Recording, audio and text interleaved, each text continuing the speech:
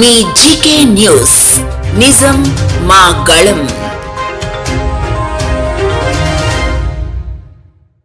ఈరోజు ముఖ్యమైన కార్యక్రమం తల్లికి వందనం. ఎన్నికల్లో మనం ఇచ్చిన హామీ నిలబెట్టుకుంటున్నాం. ఆనాడు చాలా స్పష్టంగా ఎంతమంది పిల్లలుంటే అంతమంది పిల్లలకి తల్లికి వందనం ఇస్తానని హామీ ఇచ్చాం. దాంట్లో భాగంగా జియో ఇచ్చాం. ఈ రోజు నుంచి డబ్బులు తల్లుల అకౌంట్లో కూడా పడితే 13,000 రూపాయలు తల్లి అకౌంట్లో పడుతుంది. 2,000 రూపాయలు మెయింటెనెన్స్ గ్రాంట్ కింద స్కూల్స్లో మెయింటెనెన్స్ కోసం ప్రభుత్వం ఆ నిధులు కూడా ఖర్చు పెడతాం జరుగుతుంది. సో భారతదేశంలో ఎవరు చేయని విధంగా సంక్షేమ అభివృద్ధి కార్యక్రమాలు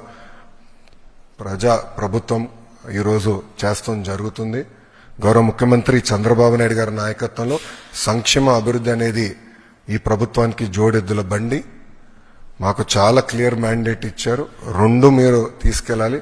ఒక పక్కన ఉద్యోగాలు, ఉపాధి, అభివృద్ధితో పాటు సంక్షేమం కూడా చేస్తూ ప్రజలు ఏ ఆస్తి అయితే ఈ కూటమిని 94% సీట్లు ఇచ్చి గెలిపించారో ఆ ఆశని మనం నిలబెట్టుకోవాల్సిన బాధ్యత, నెరవేర్చాల్సిన బాధ్యత మా పైన ఉందని కేబినెట్ మీటింగ్లో కూడా గౌరవ ముఖ్యమంత్రి గారు చెప్తాం జరిగింది. సో ఈ తల్లికి వందనం కింద దాదాపు 60% కుటుంబాలలో 2 కన్నా ఎక్కువ మంది పిల్లలు ఉండటం జరుగుతుంది.